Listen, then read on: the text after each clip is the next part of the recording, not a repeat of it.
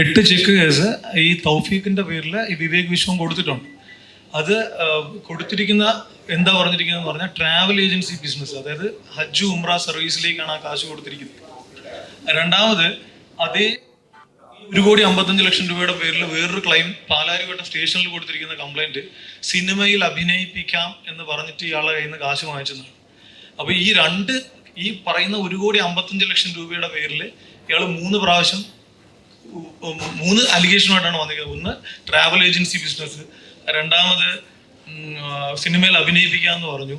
പക്ഷേ ഇതെല്ലാം നിലനിൽക്കുന്ന സമയത്ത് തന്നെ ഈ പറയുന്ന ഈസി ഫ്ലൈ എന്ന് പറയുന്ന പ്രൊഡക്ഷൻ ഹൗസിൽ നിന്നോ ഈ വിവേക് വിശ്വം എന്ന് പറയുന്ന വ്യക്തിയോ ഞാൻ ഇന്ന് വരെ കണ്ടിട്ടില്ല.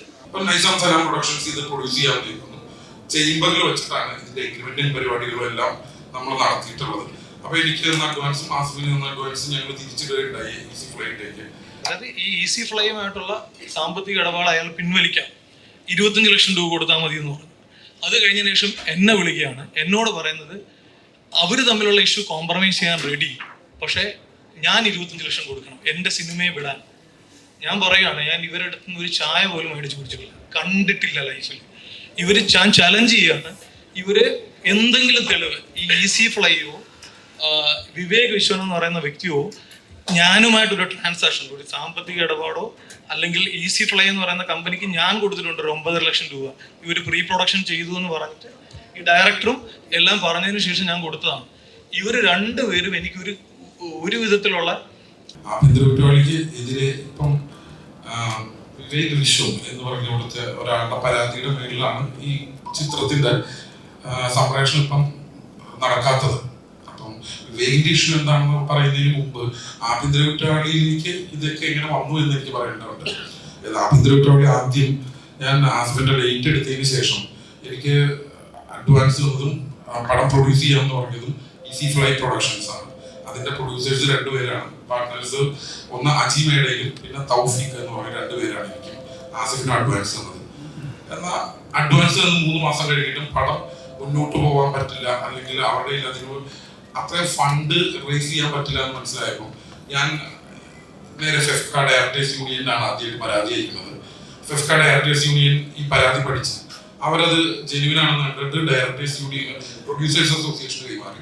പ്രൊഡ്യൂസേഴ്സ് അസോസിയേഷന് പറഞ്ഞപ്പോൾ അവർ പറഞ്ഞത് ഈ സിനിമ അവരെ കൊണ്ട് പറ്റില്ല എന്നുണ്ടെങ്കിൽ പുതിയൊരു പ്രൊഡ്യൂസറെ കണ്ടെത്തുക, അഡ്വാൻസ് തിരിച്ചിട്ട് കൊടുത്ത് എഗ്രിമെന്റ് ക്ലോസ് ചെയ്യാം എന്നാണ്. അങ്ങനെയാണ് നൈസാമിക്ക കാണുന്നതും കഥ പറയുന്നത്.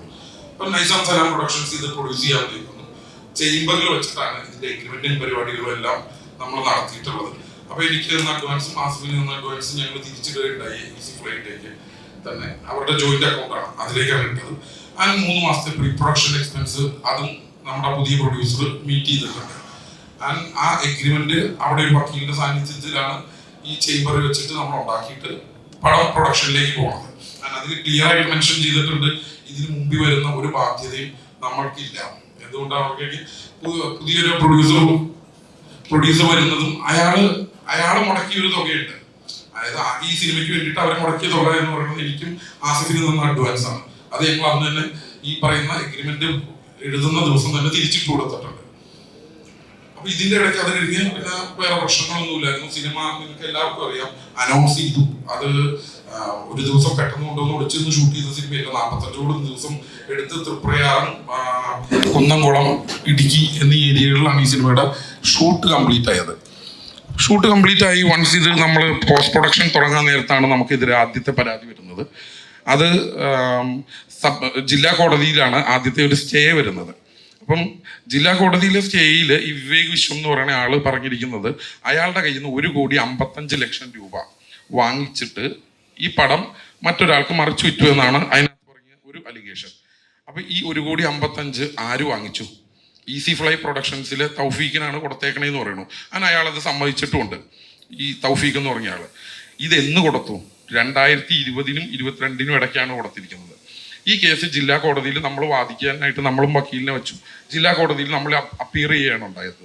അപ്പം ജില്ലാ കോടതി ഈ കേസ് ഡിസ്മിസ് ചെയ്യാൻ എടുത്ത തീരുമാനത്തിൽ എന്തൊക്കെയാണ് പറഞ്ഞിരിക്കുന്നതെന്ന് പറഞ്ഞാൽ, ഈ കേസിൽ ഈ വിവേക് വിശ്വം എന്ന് പറയുന്ന ആൾക്ക് 2022 മുതൽ ഈ തൗഫീഖ് റീപേ ചെയ്ത് തുടങ്ങിയിട്ടുണ്ട്.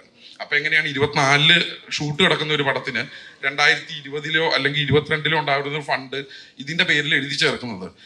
പ്രഥമദൃഷ്ട്യാ നൈസാം സലാമോ ആഭ്യന്തര കുറ്റവാളിയോ അതിന്റെ അണിയറ പ്രവർത്തകരോ ഈ പറയുന്ന വിവേക് വിശ്വത്തിന്റെ കയ്യിൽ നിന്ന് കാശ് വാങ്ങിച്ചിട്ടില്ല. അത് ഉറപ്പുള്ളതുകൊണ്ട് തന്നെയാണ് ഞങ്ങൾ കോടതിയിൽ ഫൈറ്റ് ചെയ്യാം എന്ന് തന്നെ തീരുമാനിച്ചത്. ആൻഡ് ഈ പറഞ്ഞ എന്തായിരുന്നു അപ്പം നമ്മൾ കോടതിയിൽ ഫൈറ്റ് ചെയ്തു. ആൻഡ് ജില്ലാ കോടതി ഈ കേസ് സത്യമല്ല എന്ന് കണ്ട് അത് റിജക്റ്റ് ചെയ്യുകയാണ് ചെയ്തത്. ആൻഡ് അതിൻ്റെ ഓർഡറിൻ്റെ കോപ്പി ഞാൻ നിങ്ങൾക്ക് എല്ലാവർക്കും തരാം. ബിക്കോസ് അതിൽ ക്ലിയർ ആയിട്ട് പറഞ്ഞിട്ടുണ്ട്. ഈ വിവേക് വിശ്വം എന്ന് പറയുന്ന ആള് ഇതിനു മുമ്പും ഇതേ 1,55,00,000 പേരിൽ 2 കേസുകൾ ഈ തൗഫീഖ് എന്ന് പറഞ്ഞ ആളുടെ പേരിൽ കൊടുത്തിട്ടുണ്ട്. അതിലൊരു കേസ് തിരുവനന്തപുരം കമ്മീഷണർ ഓഫീസിലാണ് കൊടുത്തിട്ടുള്ളത്. അതിൽ വിവേക് വിശ്വം പറഞ്ഞിരിക്കുന്നത് ഉംറ ബിസിനസ്സിൽ, അതായത് തൗഫീഖിന് ഉംറ എന്ന് പറയുന്ന ഒരു പരിപാടിക്ക് ആളെ കയറ്റി വിടണം. ട്രാവൽ ഏജൻസി ബിസിനസ്സിന് വേണ്ടിയിട്ടാണ് ഈ കാശ് കൊടുക്കുന്നത്. അത് കാശ് കൊടുത്തതിന് ശേഷം അങ്ങനെ ഇവർ തമ്മിലൊരു ഡോക്യുമെന്റേഷന്റെ അടിസ്ഥാനത്തിൽ ഇയാളുടെ പേരിൽ ഒരു 8 ചെക്ക് കേസ് നിലവിലുണ്ട്. 8 ചെക്ക് കേസ് ഈ തൗഫീഖിന്റെ പേരിൽ ഈ വിവേക് വിശ്വം കൊടുത്തിട്ടുണ്ട്. അത് കൊടുത്തിരിക്കുന്ന എന്താ പറഞ്ഞിരിക്കുന്നതെന്ന് പറഞ്ഞാൽ ട്രാവൽ ഏജൻസി ബിസിനസ്, അതായത് ഹജ്ജ് ഉംറ സർവീസിലേക്കാണ് ആ കാശ് കൊടുത്തിരിക്കുന്നത്. രണ്ടാമത് അതേ 1,55,00,000 പേരിൽ വേറൊരു ക്ലൈം പാലാരിവട്ടം സ്റ്റേഷനിൽ കൊടുത്തിരിക്കുന്ന കംപ്ലൈന്റ് സിനിമയിൽ അഭിനയിപ്പിക്കാം എന്ന് പറഞ്ഞിട്ട് ഇയാളുടെ കയ്യിൽ നിന്ന് കാശ് വാങ്ങിച്ചതാണ്. അപ്പൊ ഈ പറയുന്ന 1,55,00,000 പേരിൽ ഇയാൾ 3 പ്രാവശ്യം 3 അലിഗേഷനുമായിട്ടാണ് വന്നിരിക്കുന്നത്. ഒന്ന് ട്രാവൽ ഏജൻസി ബിസിനസ്, രണ്ടാമത് സിനിമയിൽ അഭിനയിപ്പിക്കാമെന്ന് പറഞ്ഞു. പക്ഷെ ഇതെല്ലാം നിലനിൽക്കുന്ന സമയത്ത് തന്നെ ഈ പറയുന്ന ഈസി ഫ്ലൈ എന്ന് പറയുന്ന പ്രൊഡക്ഷൻ ഹൗസിൽ നിന്നോ ഈ വിവേക് വിശ്വം എന്ന് പറയുന്ന വ്യക്തിയോ ഞാൻ ഇന്ന് വരെ കണ്ടിട്ടില്ല. എൻ്റെ ലൈഫിൽ കണ്ടിട്ടില്ല, ഈ നിമിഷം വരെയും കണ്ടിട്ടില്ല. ഇവര് എന്നെ കഴിഞ്ഞ ഇപ്പൊ ഈ ജില്ലാ കോടതിയുടെ ഓർഡർ വന്നതിന് ശേഷം സ്വാഭാവികമായിട്ട് ഇങ്ങനെ വന്നിരുന്ന് സംസാരിക്കാനോ നമ്മുടെ സിനിമ വീണ്ടും അടുത്തടുത്തൊരു വേറൊരു വിഷയത്തിലൂടെ പോകാതിരിക്കാൻ വേണ്ടിയിട്ടാണ് അങ്ങനെ ഒരു ഓർഡർ കിട്ടിയിട്ട് പോലും ശരി അതൊരു തെറ്റിദ്ധാരണയായിരുന്നു, അത് വിട്ടേക്കാമെന്ന് വിചാരിച്ചതിന് ശേഷമാണ് നമ്മൾ റിലീസ് 17-ാം തീയതി ഫിക്സ് ചെയ്തിരുന്നു. ആ 17-ാം തീയതി ഒരു 7-ാം തീയതി മുതൽ ഒരു വാട്സപ്പ് കോളിലാണ് എനിക്ക് കോള് വരുന്നത്. ഹൈക്കോടതിയിൽ നിന്ന് ഇങ്ങനെ ഒരു ഓർഡർ ഉണ്ട്, നിങ്ങളുടെ സിനിമ റിലീസ് ചെയ്യണമെങ്കിൽ 50 ലക്ഷം രൂപ ഞാൻ കൊടുക്കണം വിവേക് വിശ്വൻ. അപ്പോൾ ഞാൻ വിവേകിനോട് പറഞ്ഞു, ഫോണിലാണ് വാട്സപ്പിലാണ് വിളിക്കുന്നത്. ഞാൻ പറഞ്ഞു ഈ 50 ലക്ഷം രൂപ ഞാൻ എന്ത് അടിസ്ഥാനത്തിലാണ് തരുന്നത്? ഞാൻ നിങ്ങളെ കണ്ടിട്ടില്ല, നിങ്ങളെ ഇന്ന് വരെ കണ്ടിട്ടില്ല, ഈ പറയുന്ന പ്രൊഡ്യൂസേഴ്സിനെ ഞാൻ കണ്ടിട്ടില്ല. എൻ്റെ ലീഗൽ അഡ്വൈസർ പോയിട്ടാണ് ഫിലിം ചേംബറിൽ ഇരുന്നിട്ട് ഈ ഒരു എഗ്രിമെന്റ് ഉണ്ടാക്കുന്നത്. ഈ എഗ്രിമെന്റിനകത്ത് ആകെ ഇവരും ഞാനും ആ സിനിമയോടുള്ള ബന്ധം ആഭ്യന്തര കുറ്റവാളി എന്ന് പറയുന്ന ടൈറ്റിൽ മാത്രമാണ്. ഈ ടൈറ്റിലിന്റെ ഒറ്റ പേരിലാണ് ഈ പടം ഇങ്ങനെ സ്റ്റേയിലോട്ട് എത്തിയത്. ഇപ്പൊ ഈ ജില്ലാ കോടതിയിൽ നിന്ന് വളരെ ഡീറ്റെയിൽ ആയിട്ട് എഴുതിയിട്ടുണ്ട്. ഈ തൗഫീഖിനെതിരെ പല പ്രാവശ്യം വിവേക് വിശ്വം ഇതേ എമൗണ്ടിന്റെ പേരിൽ കേസ് കൊടുത്തിട്ടുണ്ട്. അത് കോടതിയിൽ നിൽക്കുന്ന കേസാണ്, 8 ചെക്ക് കേസായിട്ട് നിൽക്കുന്ന കേസ്. അപ്പൊ ഇപ്പൊ എന്താ പ്രശ്നം എന്ന് പറഞ്ഞു കഴിഞ്ഞാൽ ഞങ്ങൾ സ്വാഭാവികമായിട്ട് എന്താ ചെയ്യുക, നമുക്ക് പടം തന്ന ആ കമ്പനിയിലുള്ള ആ പാർട്ട്നേഴ്സിനെ വിളിച്ചു വരുത്തി സംസാരിക്കുമ്പോൾ പറഞ്ഞത് ഇവര് തമ്മിലുള്ള ഇഷ്യൂ ഇങ്ങനെ സ്വാഭാവികമായിട്ട് നിൽക്കുകയാണ്. അത് ഈ കേസ് പിൻവലിക്കണമെങ്കിൽ തൗഫീഖിന്റെ കേസ്, അതായത് ഈ ഈസി ഫ്ലൈയുമായിട്ടുള്ള സാമ്പത്തിക ഇടപാട് അയാൾ പിൻവലിക്കാം, 25 ലക്ഷം രൂപ കൊടുത്താൽ മതി എന്ന് പറഞ്ഞു. അത് കഴിഞ്ഞതിന് ശേഷം എന്നെ വിളിക്കുകയാണ്, എന്നോട് പറയുന്നത് അവർ തമ്മിലുള്ള ഇഷ്യൂ കോംപ്രമൈസ് ചെയ്യാൻ റെഡി, പക്ഷേ ഞാൻ 25 ലക്ഷം കൊടുക്കണം എൻ്റെ സിനിമയെ വിടാൻ. ഞാൻ പറയുകയാണ്, ഞാൻ ഇവരുടെ അടുത്ത് നിന്ന് ഒരു ചായ പോലും മേടിച്ച് കുടിച്ചിട്ടില്ല, കണ്ടിട്ടില്ല ലൈഫിൽ. ഞാൻ ചലഞ്ച് ചെയ്യാണ്, ഇവര് എന്തെങ്കിലും തെളിവ് ഈ ഈസി ഫ്ലൈയോ വിവേക് വിശ്വൻ എന്ന് പറയുന്ന വ്യക്തിയോ ഞാനുമായിട്ടൊരു ട്രാൻസാക്ഷൻ, ഒരു സാമ്പത്തിക ഇടപാടോ അല്ലെങ്കിൽ ഈസി ഫ്ലൈ എന്ന് പറയുന്ന കമ്പനിക്ക് ഞാൻ കൊടുത്തിട്ടുണ്ട് ഒരു 9 ലക്ഷം രൂപ ഇവർ പ്രീ പ്രൊഡക്ഷൻ ചെയ്തു എന്ന് പറഞ്ഞിട്ട് ഈ ഡയറക്ടറും എല്ലാം പറഞ്ഞതിന് ശേഷം ഞാൻ കൊടുത്തതാണ്. ഇവർ രണ്ടുപേരും എനിക്കൊരു വിധത്തിലുള്ള പ്രൂഫും ഇല്ല. കാരണം ഞാനുമായിട്ട് സംസാരിക്കുന്ന പോലും ഈ 7-ാം തീയതിയാണ്. കാരണം ഈ കേസ് കോടതി എനിക്ക് അനുകൂലമായിട്ട് വിധി തന്നതിന് ശേഷം ഞാൻ ഇവരോട് സംസാരിക്കേണ്ട കാര്യമില്ല. ജില്ലാ കോടതിയിൽ ഇങ്ങനെ ഒരു ഓർഡർ വന്നതിന്റെ അടിസ്ഥാനത്തിൽ ഇവര് കഴിഞ്ഞ 7-ാം തീയതി മുതൽ നിരന്തരം രാത്രിയിൽ മിക്ക ദിവസങ്ങളിലും എന്നെ വിളിക്കാറുണ്ട്. തൗഫീഖ് ഈസി ഫ്ലൈ തൗഫീഖുമായിട്ടുള്ള ഇഷ്യൂ വിടാം, അത് വേറെ വിഷയമാണ്, സിനിമയുമായിട്ടുള്ളതിന് ഞാൻ 25 lakhs കൊടുക്കണം. അപ്പോൾ ഇപ്പൊ പറയുന്നത് പറഞ്ഞാൽ 50 ലക്ഷം രൂപ ഇന്നലെ പോലും എന്താ പറഞ്ഞെന്ന് പറഞ്ഞാൽ 50 ലക്ഷം രൂപ, ഇന്നാണെങ്കിൽ 50 ലക്ഷം, നാളെയാണെങ്കിൽ 1 കോടി.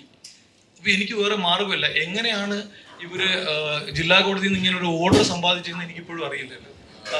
ഹൈക്കോടതിയിൽ ഞാൻ അതിൽ ഭയങ്കര കൺഫ്യൂസ്ഡ് ആയി. അപ്പൊ എനിക്ക് എൻ്റെ പടം എത്രയും പെട്ടെന്ന് റിലീസ് ചെയ്യണം. കാരണം 8-9 കോടി രൂപ മുടക്കിയ പടമാണ്. ഞാൻ ഒരു 25 ലക്ഷം രൂപ അല്ലെങ്കിൽ ഇവരുമായിട്ട് എന്തെങ്കിലും സാമ്പത്തിക ഇടപാടുണ്ടെങ്കിൽ ഇവരെന്നോട് ചോദിക്കുന്ന 25 ലക്ഷം, ഞാൻ 25 ലക്ഷം കൊടുത്തിരിക്കും. കാരണം ഞാനുമായിട്ട് സാമ്പത്തിക ഇടപാടുണ്ടെങ്കിൽ ഈ 9 കോടി രൂപയുടെ ബാധ്യത ഞാൻ ഈ എൻ്റെ സിനിമ ഇറങ്ങാതിരിക്കാൻ ഞാൻ തടസ്സം നിൽക്കേണ്ട കാര്യമില്ല. ഞാൻ ആ കാശ് കൊടുത്താൽ മതി. ഞാൻ വാങ്ങിയിട്ടില്ല എന്നും ഈ സിനിമയ്ക്ക് എൻ്റെ കമ്പനിക്കോ എൻ്റെ ക്രൂവിനോ ആർക്കും ഒരു ബന്ധമില്ല എന്ന് ഉറപ്പുള്ളതുകൊണ്ടാണ് ഞാനായിട്ടാണ് സുപ്രീം കോടതി പോയത്. ഇപ്പോൾ സുപ്രീം കോടതിയിൽ ഞാൻ പോയിട്ടുണ്ട്. അതിൻ്റെ അടിസ്ഥാനത്തിൽ എനിക്ക് തോന്നുന്ന 5-ാം തീയതിയോടുകൂടി അതിനൊരു തീരുമാനം ഉണ്ടാവും. ഈ മാസം മെയ് പകുതിയോടുകൂടി ഈ പടം റിലീസ് ചെയ്യാനാണ് നമ്മളുടെ തീരുമാനം. അത് കോടതിയിൽ നിന്ന് തീർച്ചയായിട്ടും ഞാൻ ഇപ്പോഴും ഈ വിവേക് വിശ്വനെ ചലഞ്ച് ചെയ്യുന്നു, ഈസി പ്ലേയെ ചലഞ്ച് ചെയ്യുന്നു. എന്തെങ്കിലും ഒരു പ്രൂഫ്, ഒരു ഞാനും അവരുമായിട്ട് നേരിട്ട് എന്തെങ്കിലും ഒരു ബന്ധമുള്ളത്. പിന്നെ ആകെ ഇത് ഈ സിനിമയുമായിട്ട് കണക്ട് ചെയ്യുന്നത് നേരത്തെ പ്രൊഡ്യൂസ് ചെയ്യാനിരുന്ന അവരുടെ തമ്മിലുള്ളൊരു പേഴ്സണൽ ബാധ്യതയാണ്. അതിനെ എങ്ങനെ ഇതിനകത്ത് കൊണ്ടൊന്ന് കണക്ട് ചെയ്തെന്ന് എനിക്കറിയില്ല. ഇപ്പോഴും ഈ തൗഫീഖ് എന്ന് പറയുന്ന ആളിനെ ഞാൻ ബന്ധപ്പെട്ടപ്പോൾ അയാൾ പറയുന്നത് എന്താണെന്ന് പറഞ്ഞാൽ, ഞാൻ കാശ് കൊടുത്താൽ അവർ നിങ്ങളെ സിനിമയെ വിടില്ല എന്നാണ് പറയുന്നത്. അത് അവർ തമ്മിലുള്ള ബാധ്യത എങ്ങനെയാണ്? എൻ്റെ കമ്പനിയും എൻ്റെ സിനിമയും ബാധ്യത. ഞാനിതിനകത്ത് ആകെ പെട്ടുപോയത് ആഭ്യന്തര കുറ്റവാളി എന്നുള്ള ടൈറ്റിൽ മാത്രം അവർ രജിസ്റ്റർ ചെയ്തിരുന്ന ടൈറ്റില് ഫിലിം ചേംബറിന്റെ അനുമതിയോടുകൂടി അവർ ആ ടൈറ്റിൽ ക്യാൻസൽ ചെയ്തതിന് ശേഷം അവിടെ വെച്ചിട്ട് ഉണ്ടാക്കിയ എഗ്രിമെന്റ് ആണ്, ക്യാൻസൽ ചെയ്തിട്ടുണ്ട്. ആ ടൈറ്റിൽ മാത്രമാണ് ഞാൻ അവരുടെ കയ്യിൽ നിന്ന് വാങ്ങിച്ചത്. ഈ സിനിമയില് 1 രൂപ പോലും, അതായത് ഒരു സേഫ്റ്റി പിന്ന് വാങ്ങിച്ച കാശ് പോലും ഈസി ഫ്ലൈ എന്ന് പറയുന്ന കമ്പനിക്കോ വിവേക് വിശ്വനോ അനീഷ് എന്ന് പറയുന്ന ഒരാളുണ്ട്, അയാൾക്കോ ഇതിനകത്ത് ഒരു പങ്കുമില്ല. അത് തെളിയിക്കാൻ പറ്റുകയാണെങ്കിൽ ഞാൻ കാശ് കൊടുക്കാൻ തയ്യാറാണ്.